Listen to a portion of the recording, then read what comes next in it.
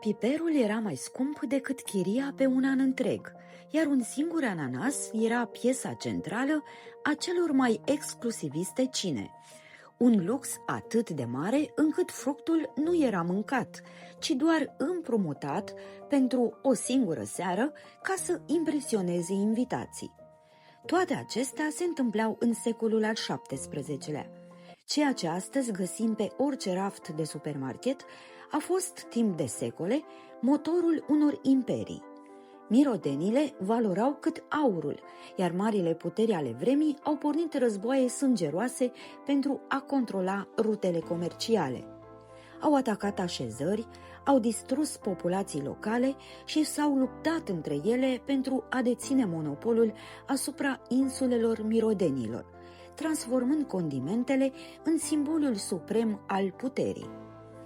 Zahărul, piperul, ananasul, gheața, ceaiul și ciocolata nu au fost întotdeauna bunuri de larg consum. Ele au definit ierarhia socială a Europei moderne. Istoria lor este povestea transformării unor mărfuri de lux extrem în necesități banale, o evoluție dictată de comerțul global și de cucerirea limitelor geografice pe care strămoșii noștri nu le puteau depăși. Zahărul era supranumit aurul alb. În secolele al XVI-lea și al XVII-lea era atât de rar și costisitor, încât nobilii îl foloseau pentru a crea sculpturi impresionante la banchete, menite să le sublinieze averea. Era păstrat sub cheie, iar posesia unei zaharnițe pline era o dovadă clară de statut. Zahărul nu era doar o dovadă de opulență, ci ocupa un loc central și în medicina vremii. Era prescris drept medicament, fiind considerat un tonic fortifiant pentru stomac sau un remediu esențial pentru calmarea tusei și a inflamațiilor gâtului, integrat în numeroase siropuri. Totodată, datorită capacității sale de a împiedica alterarea, zahărul era utilizat ca bază pentru conservarea amestecurilor complexe de ierburi și ca agent de mascare a gustului extrem de amar al altor remedii. Piperul era aurul negru. În Evul Mediu a servit drept monedă de schimb pentru taxe, chirii sau răscumpărări. Valoarea sa provenea din utilitatea practică, era esențial pentru conservarea alimentelor și mascarea gustului cărnii alterate, și monopolul comercial impus de negustorii venețieni și arabi. Sacii de piper erau păstrați în camere securizate, având aceeași valoare de piață ca lingourile de aur.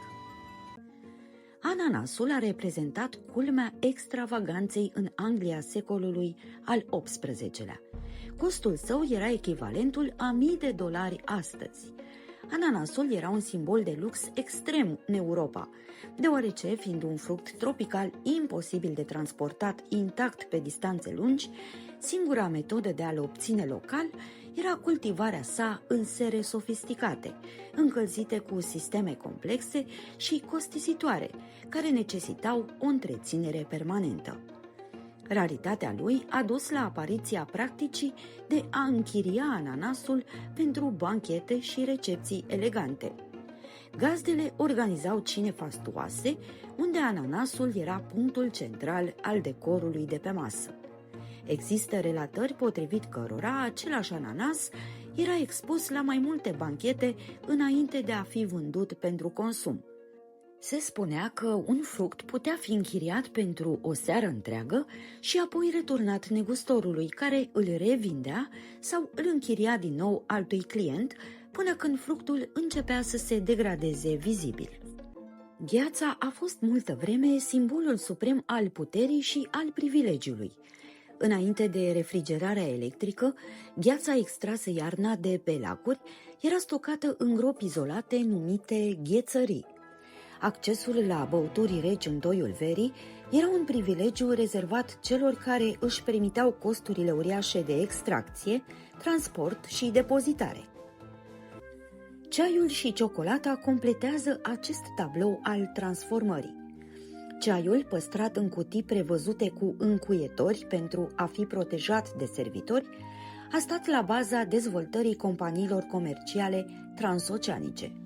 Ciocolata, consumată inițial doar sub formă de băutură condimentată și amară, era rezervată exclusiv curților regale, fiind considerată un produs energizant și de lux.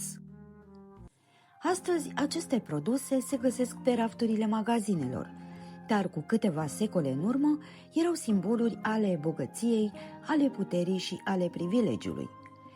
Timpul, comerțul și progresul au schimbat complet regulile jocului, iar ceea ce odinioară era un lux rezervat unei elite a ajuns astăzi să facă parte din viața de zi cu zi.